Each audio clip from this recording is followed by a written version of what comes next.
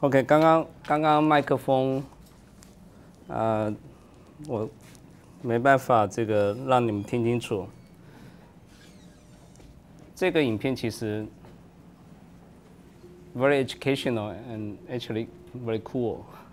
So I want to play again with this microphone working for you. So let me just put it here.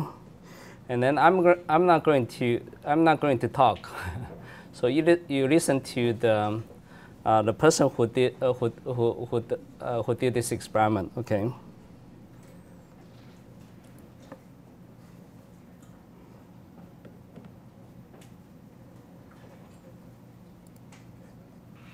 What we have here is a signal generator sending out a square wave signal.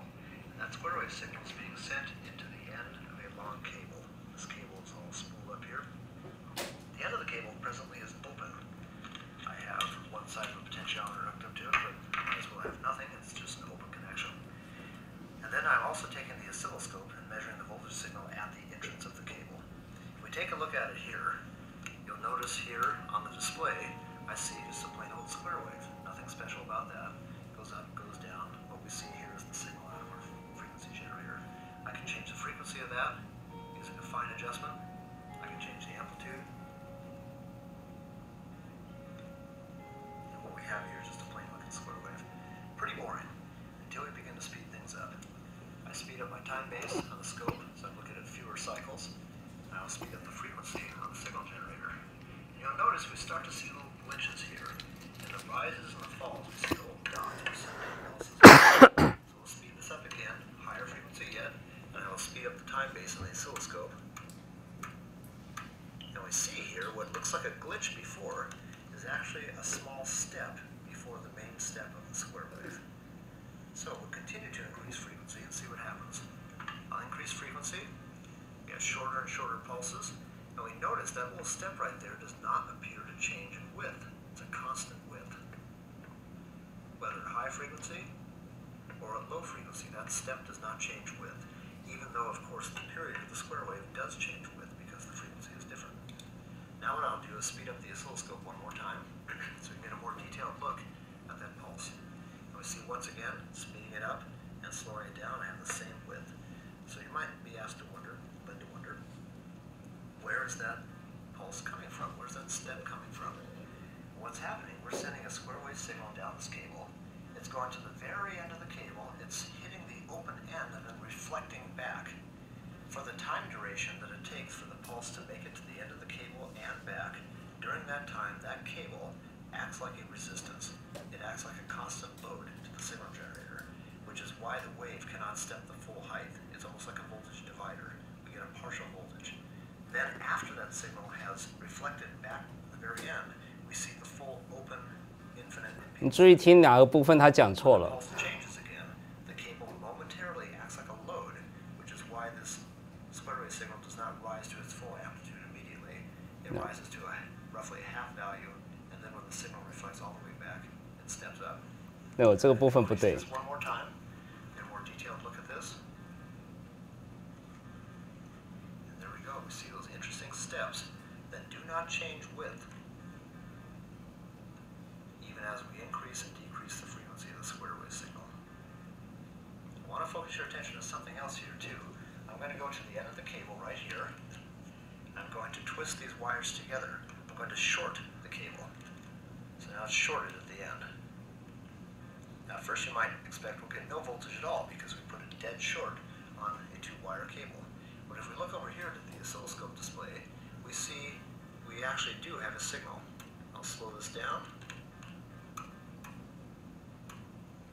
It's not much of a signal, but it is a very brief pulse.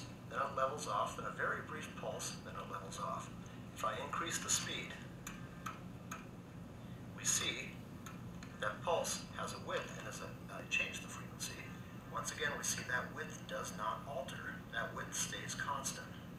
That width is the amount of time it takes for the signal to go from the end of the cable, this end, all the way to the shorted termination, and then reflecting back as an inverted voltage pulse, so that we get a a spike in voltage and then it sags down to almost zero, a spike in voltage and then sags down to almost zero. So, once again, we see the width of that pulse right there remaining constant because it is a function of the cable's length. It is not a function of the signal frequency. Probably the most interesting thing that will happen is if we take away the short at the end of the cable, we open it back up again, and then what we will do is we will connect a variable resistance between the two wires. This will come in the form of a potentiometer. I'll take a variable resistance, we'll tie this to the edge of the cable. This enables me to adjust the termination resistance on the cable. Everything from a very high level, because this potentiometer is about 1 mega ohm, to a dead short, and anything in between, I'll be able to adjust the amount of resistance at the end of the cable. So here we go. I'll twist that on. And of course, I always have more trouble when I'm shooting a video. There we go. Twist that wire. And then I will make this connection here as well. That on. So now I have a potentiometer that I can adjust. If we focus our attention back on the oscilloscope display and I change the potentiometer value, you'll see that the shape of the waveform alters. What I'm doing right here is a dead short. What I'm doing right here is fully open. So fully open, we see what should be a full height square wave, but it's stepping up about halfway because of the loading effect of the cable and the time that it takes for the signal to go to the very end and come back. Here with a shorted cable, we see a momentary pulse that settles close to zero after the signal comes back and reflects or feels the shorted status of the cable. If I go in between there, I now have a clean square wave. What I have done is adjusted the potentiometer's value to equal the surge impedance or the characteristic impedance of the cable. So as the signal propagates down the length of the cable, it sees the characteristic impedance of the cable. When it reaches the end, it sees the same impedance, the same value from the potentiometer. As a result, it's as though the signal thinks it's going down an infinitely long cable. We never get a reflection back. And so I see a consistent loading throughout the entire duration of the square wave. And so I get what looks like a healthy, relatively clean square wave when I start without a signal generator. That's what I see here. That is how to properly terminate a cable. This is why in communications cables, we have a termination resistance at the end of the cable that equals the value of the cable's characteristic impedance so that we eliminate those reflections. If we do not have a properly terminated cable, if my resistance at the end is too low or my resistance is too high, we see this stair-step kind of effect where we see signal reflections that interfering with the incident waves being sent down the cable. If, on the other hand, we properly terminate the cable with the right amount of resistance at the end, we can get a waveform that is undistorted.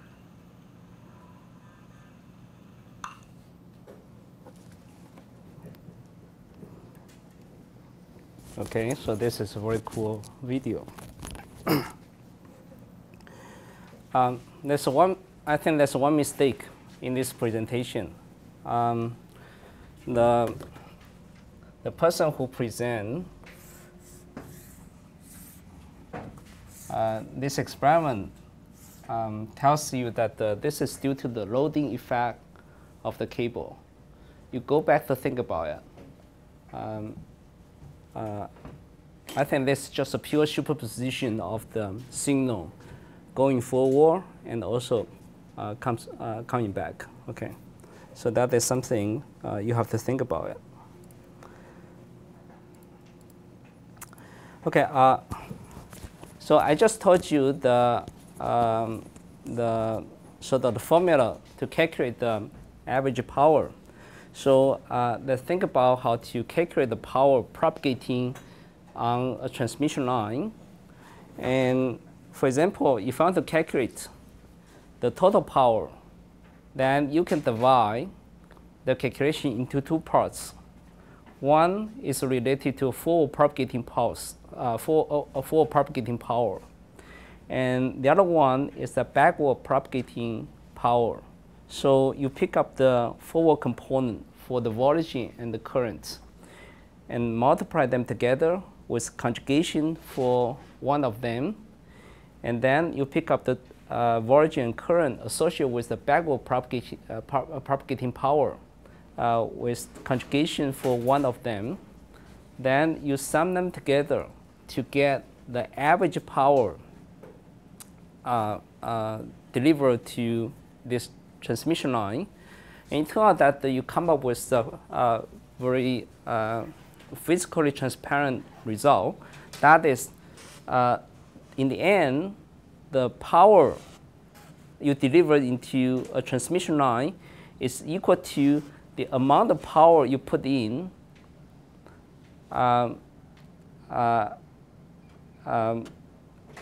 this is total amount of power you put in, but you have to subtract this value by the refractive power.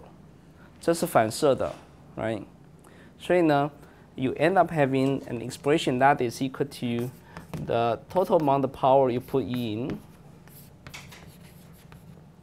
minus the refractive power.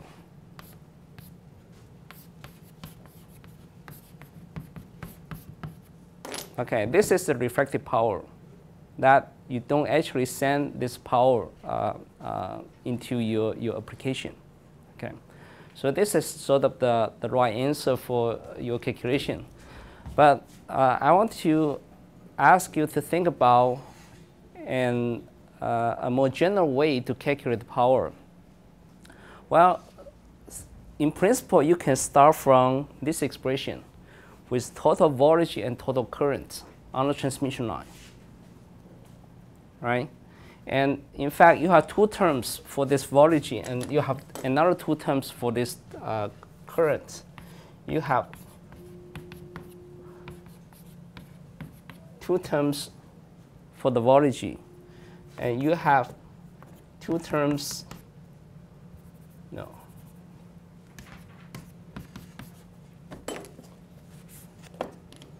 You have two terms for the current.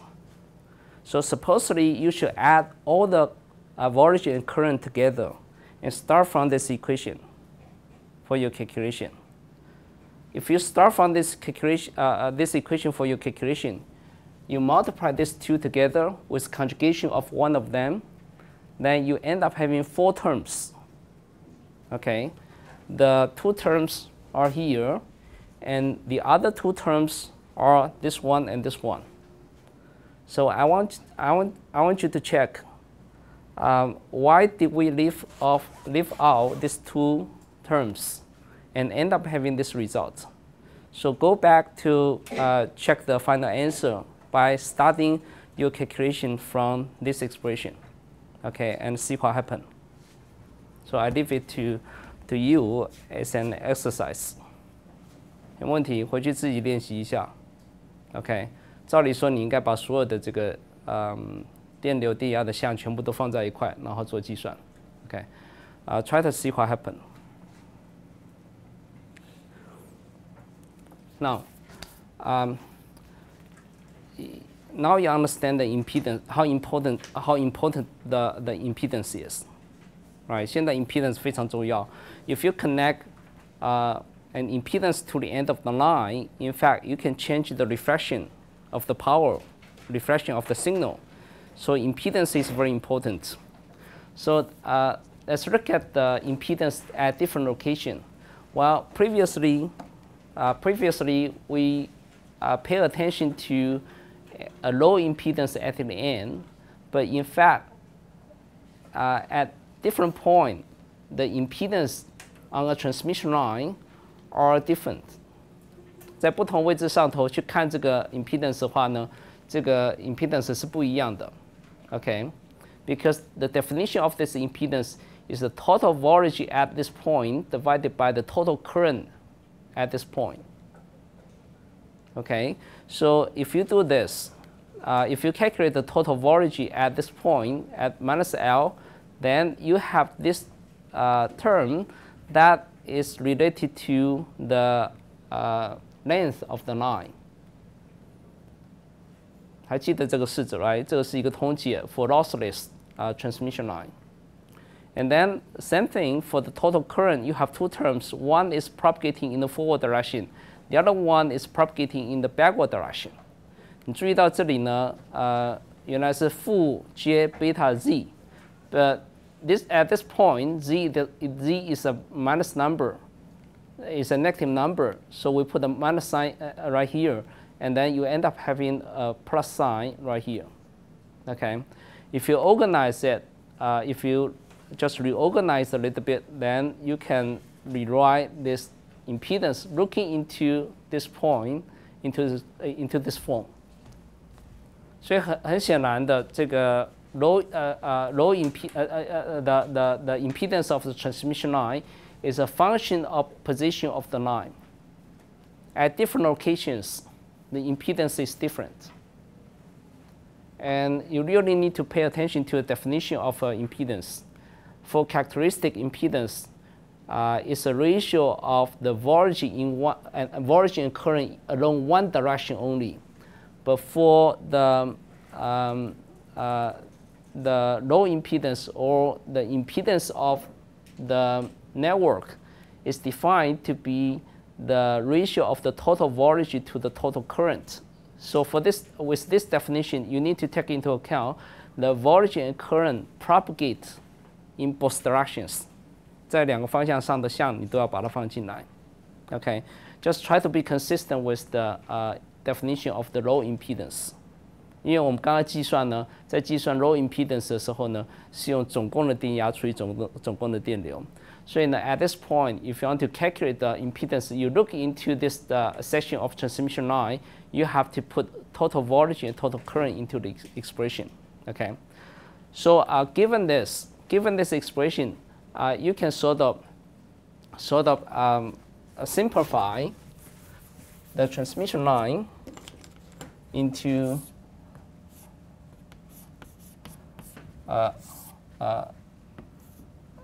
zi at the end, okay. 然后呢，这里 reset it to be equal to 0. Then you can use the formula previously derived to determine, say, the refraction of the signal. 你可以把这个呢，这个图换成这个图了。Okay, and this is still the same. You have a characteristic impedance. And then from this point on, you can calculate the reflection coefficient. Okay, and this reflection coefficient is going to be at this location. It's going to be equal to zi minus z naught, zi plus z naught. Okay, and let's denote it to be at minus L. OK, 所以在这个地方的这个 reflection coefficient， 现在你可以把它写成这个样子，从这里看。OK， 那这个 reflection coefficient 的这个绝对值呢，跟刚刚那个式子的绝对值是一样的，就是从这里看是一样的，因为是同一条线。OK， 那只是因为这个在不同位置的话，它的 reflection 的相位不一样。所以你最后会算出这个值出来，跟这里算的这个值不一样，这个主要是相位不一样 ，OK， 但是呢，绝对值还是一样 ，OK， 好，我们来看一下这个 open circuit， 这个 open short circuit terminations， for the well, let me go back a little bit. Well, this calculation is called impedance transformation. Basically, you have a low impedance right here, but if you want to look into the impedance at this point, then you transform this low impedance into some value at this location according to this expression. So this is called impedance transformation. OK， 我们来看一下这个，所以 impedance 很重要，也就是说，if you have an open circuit termination at well, supposedly low impedance is open circuit. Then at position z equal to minus L, you can reduce this impedance at this point into this expression. Okay.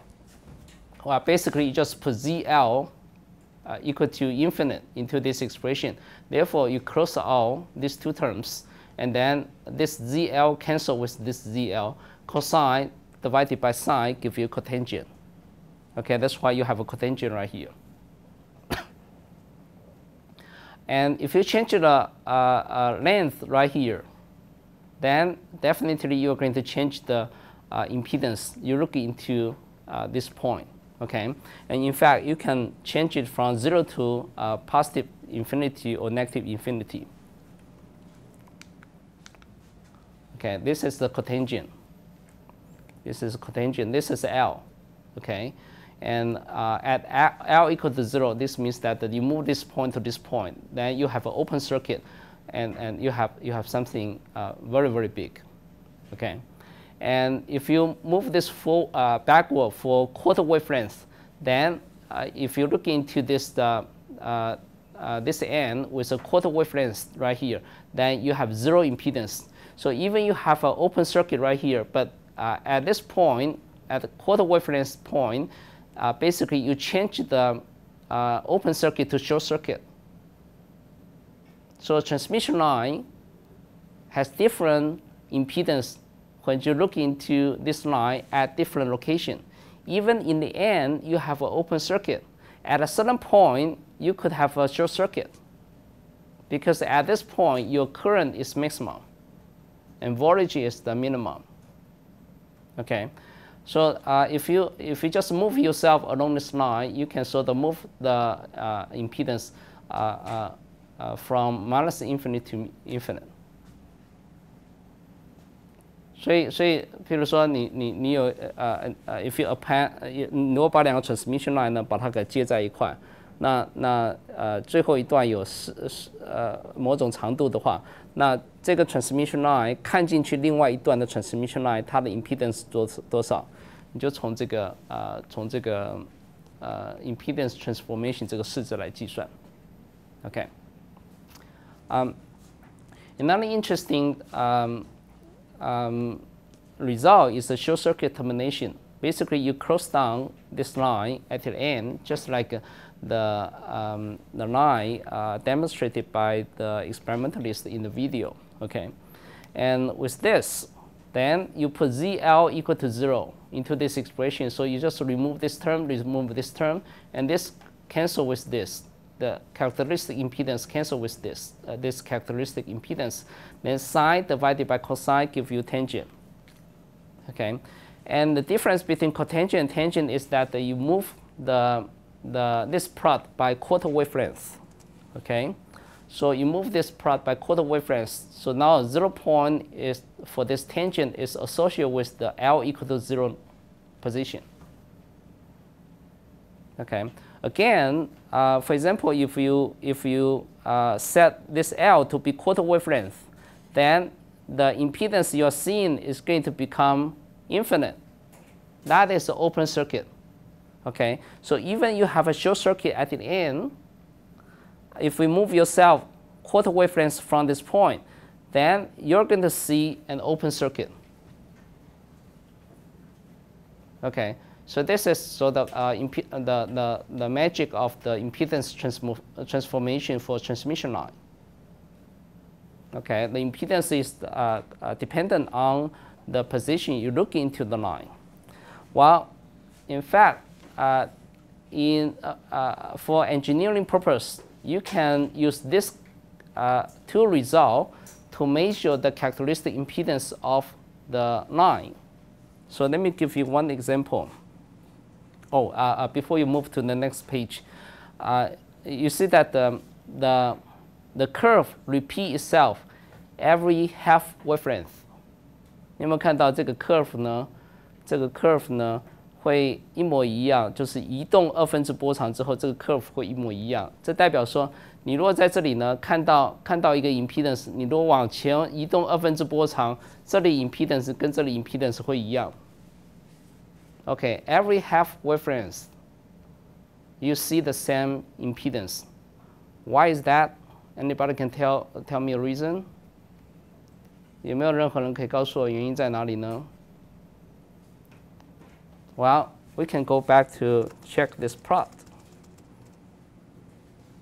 If you see this as standing wave pattern, every half wavelength, this standing wave pattern repeat itself.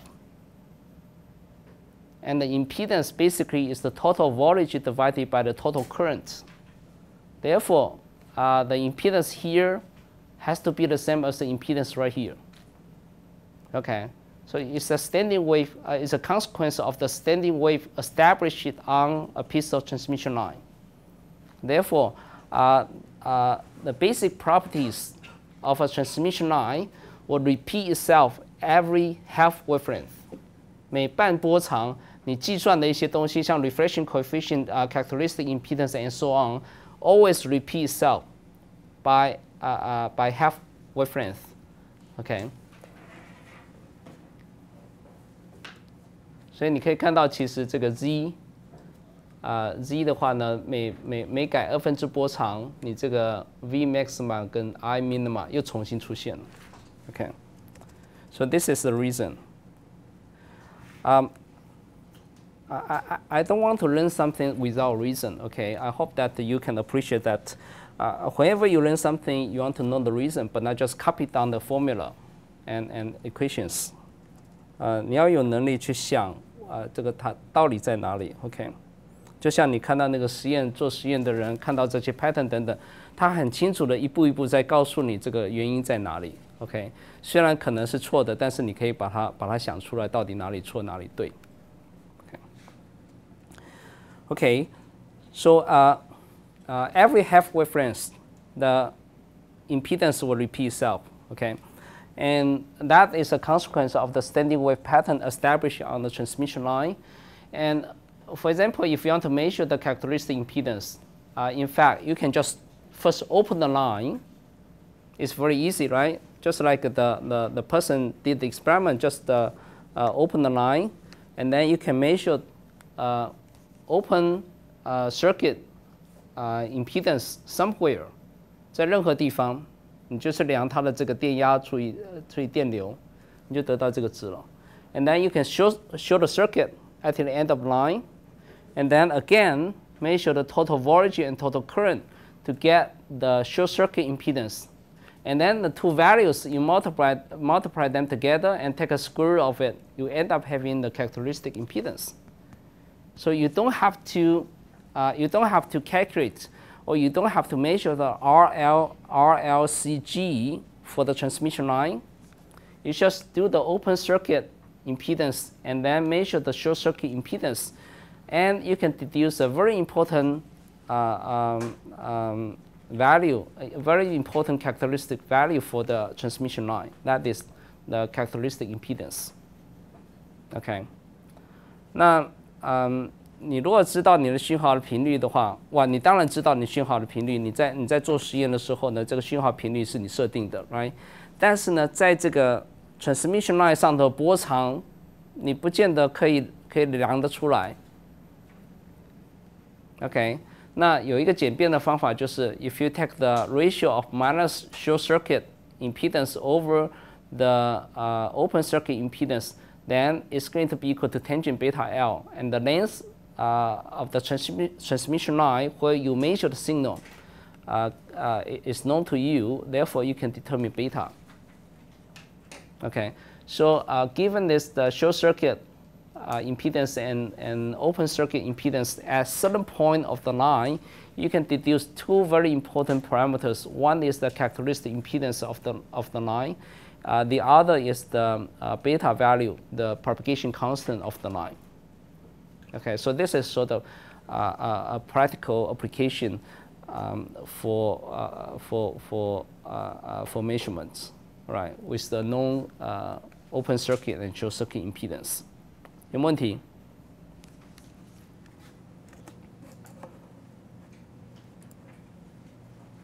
潘俊全，晚上上课会不会很累？希望赶快结束，对不对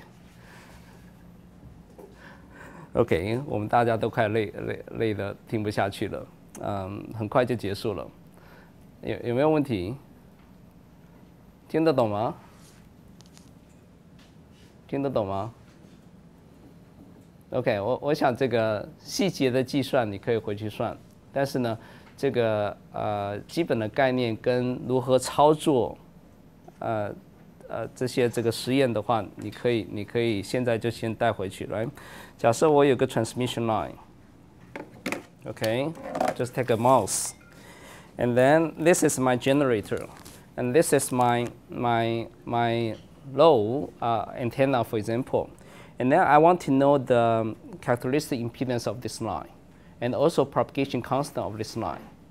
What I could do, 我们刚刚介绍了就是我们如何去量这个线的这个特性阻抗跟它的这个在这上头跑的这个 propagation constant beta。OK。那在这个操作上头的话，你可以先让它 open circuit， 然后呢，你拿一个碳棒在这个夹住这个 transmission line 的这个两端，然后去量它这个地方的最大的电压跟不是最大电压，这个地方的电压跟这个地方的电流，然后一除之后呢 ，Well, I don't have a mouse。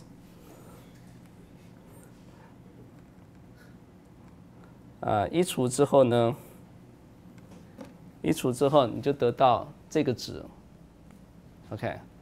然后呢，这时候我得到这个值之后，碳棒不拿开，我把它做一个 short circuit。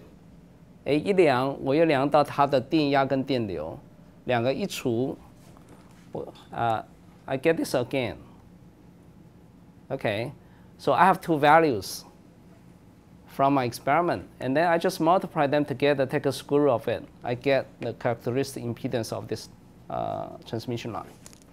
Okay, this is how you do experiment. Very convenient, right? 非常快而且非常简单。所以一些公式出现在你面前的时候，想想看你如何用它，然后呢得到你要的一些这个 information. For the beta, well, you have these two values. You just take a ratio of it. Put the minus sign in front of it and take a square root, then you have tangent. And in your experiment, 在你的实验里头，你当然知道拿个尺过来量一下这个长度多少 ，right？ 这个45公分你一量 ，then you put 45 centimeter into this expression, and then you have this. Then you can deduce beta. So this is just you can really apply a formula into a real world experiments. Okay.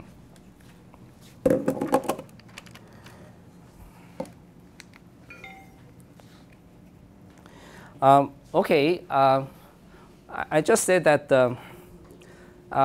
if you have a spatial lens for your transmission line, you have some spatial characteristics that you can deduce. For example, I told you that if you have a lens that is integer multiple of half wavelength, then the impedance is going to repeat itself. So it's very easy to verify it. You put L equal to half wavelength and multiply it with an integer and put it into this expression. You end up having the input impedance equal to the low impedance. Okay, so this is very easy to verify, but don't forget that this is a consequence of the standing wave pattern established along the line. Okay, 它里头有这个基本的物理的意思在里头 ，don't forget it. And another interesting length of the line is quarter wavelength. Okay, a quarter wavelength is that the length of the line is 25% of the wavelength. With this, you put it into your equation for the impedance transformation. You end up having this expression. Okay, the input impedance you see. Quarter wavelength from the end, if this is quarter wavelength, and then this is some kind of low, you look into the impedance from this point, it's going to be equal to the square of the characteristic impedance divided by the low. Okay. 这有什么用呢 ？Well, 这可以用来做 impedance matching. 我们来看一个例子。事实上 ，quarter wavelength 的这个 transmission line 跟 quarter wavelength 的薄膜在光学上头的效果其实很像。你们将来学光学的话，都会再碰到这个同样的问题。Okay. Well, suppose that you have a line with reflection. we said that we really don't want reflection because it's a waste of energy, right? So suppose that you have a line with a characteristic impedance of Z naught prime. You put the antenna here, for example, and then you have reflection, and you want to take out the reflection. Okay. Well, one way to do it is that you put a section of transmission line to the end. Okay, and then hopefully you can design something without reflection. But when you pick up a transmission line, well, this low is the same as the low right here because you don't want to change the antenna. For example, if you have a cell phone, you have an antenna, you want to use the same antenna. 你要用同样的这个 device 在这个地方，所以这个呢抓到这里来，然后只接一段 quarter wavelength 的这个 transmission line， 然后呢 you ask yourself what kind of characteristic impedance I want to have, such that I don't get reflection. Okay. Well, from this reflection coefficient, you know that this is equal to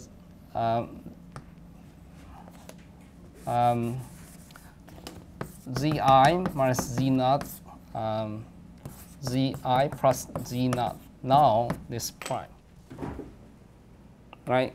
From this point, if you look into this network transmission line, then the reflection coefficient is written like this. So if you want to set this equal to 0, this means that you want to have Zi equal to Z naught prime. And that is this expression. Okay? And this Zi, according to this expression, this Zi, the input impedance for quarter wavelength line is equal to this. So you just copy down, this expression to here, and then you can calculate the required characteristic impedance for this line. Turn out to be like this. It's just a square root of the impedance here and multiply with the impedance here. Okay. 所以这变成一个很简单的一个设计，就是说，你如果有一个，譬如说手机的天线，然后呢，你发现它反射太严重了，你要把这个反射把它去掉的话，你就做一个4/4波长的一个线，然后呢，设计好它的 characteristic impedance equal to this value, and then you get no reflection.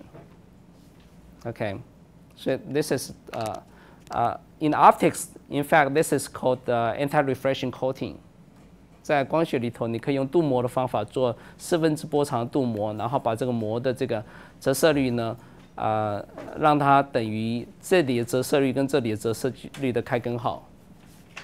OK， 在光学里头，折射率其实就跟这个 impedance transmission line impedance 是类似的。OK, any question? OK.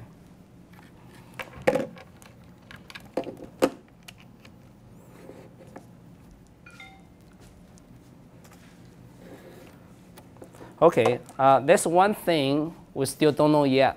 That is V naught plus. Right? We said that we still have an unknown variable in the expression. And now we want to solve this unknown variable because this is a voltage you send into the line.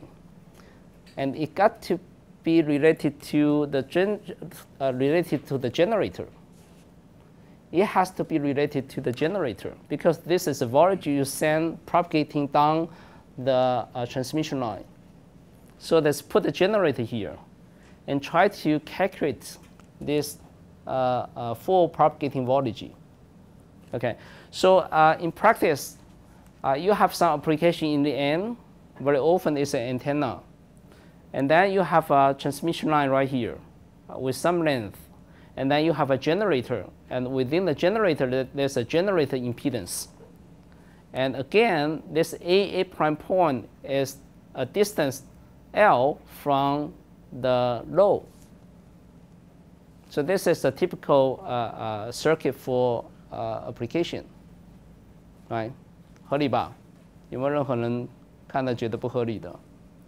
好 now that we know, we learn about impedance transformation, so we can transform the impedance at this point back all the way back to this point, right? According to the impedance transformation formula, so we can convert this circuit to this circuit. Just replace this network with the input impedance, looking into the whole thing. 所以这个变成一个 rump circuit， 你把这个transmission line circuit 变成一个 rump circuit。那这时候呢，你这个 VI 可以计算的，很容易，就是用 rump circuit 的方法下去计算。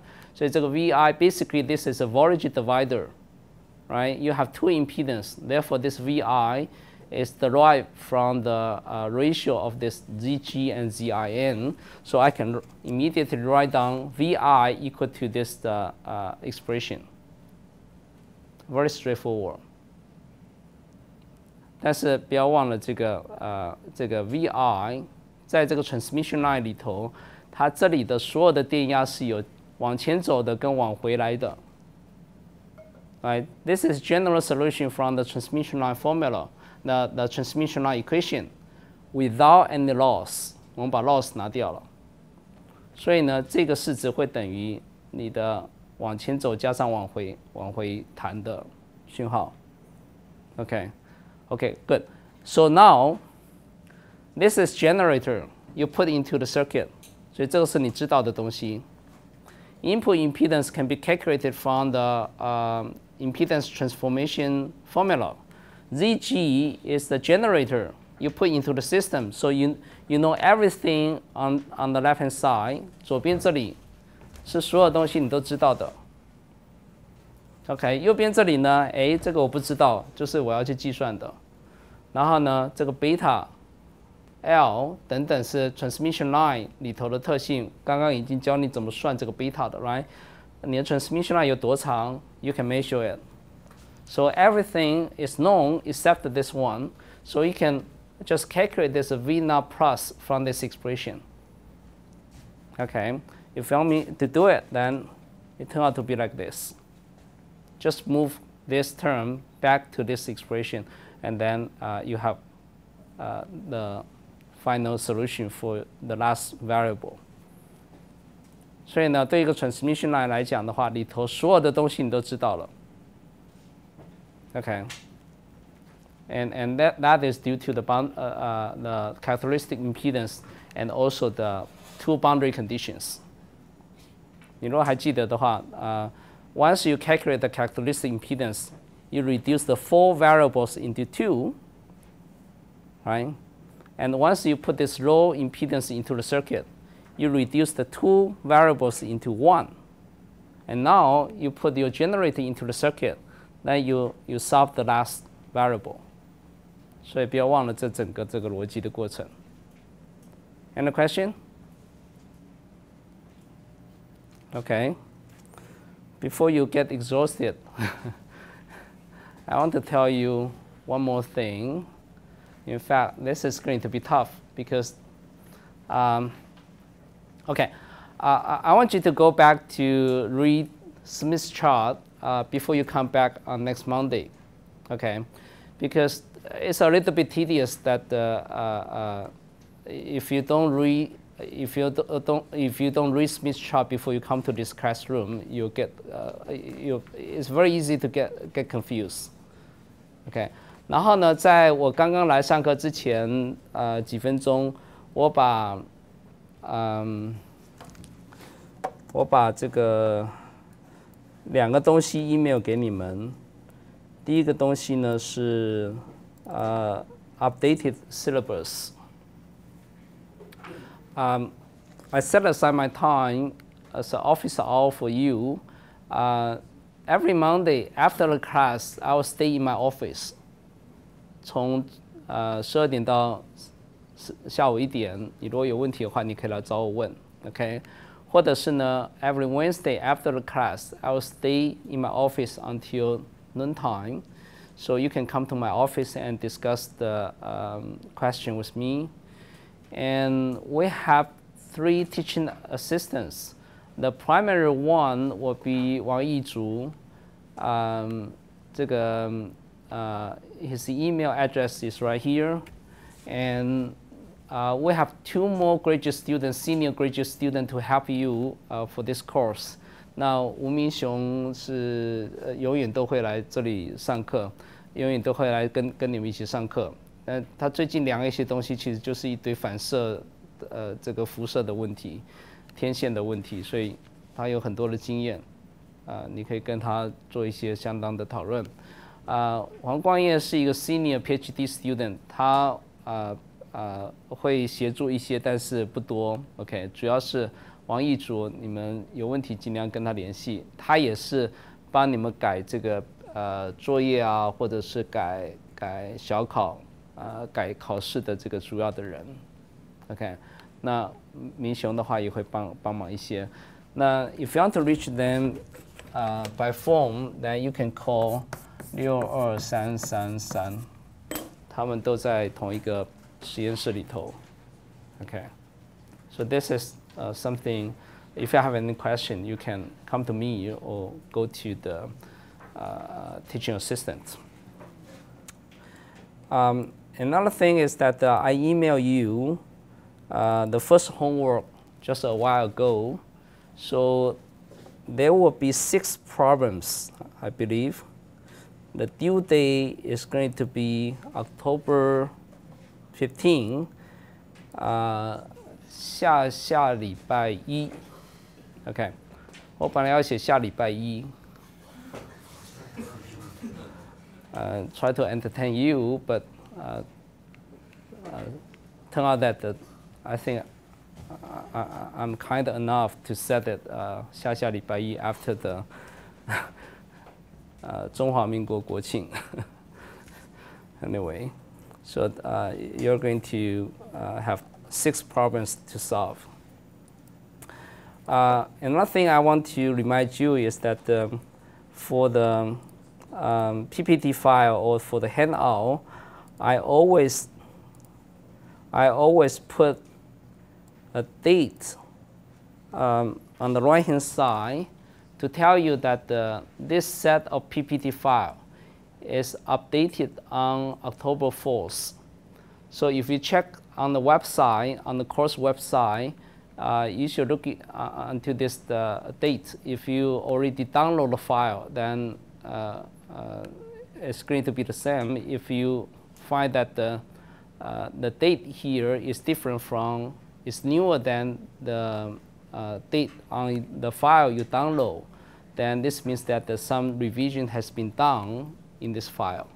所以你要看一下这个时间，最新的时间就是最新的 file。OK， 那讲义的部分也是一样。So this is something I want to remind you. Okay, any question? No. So we'll finish the class right here. We'll see you on next Monday.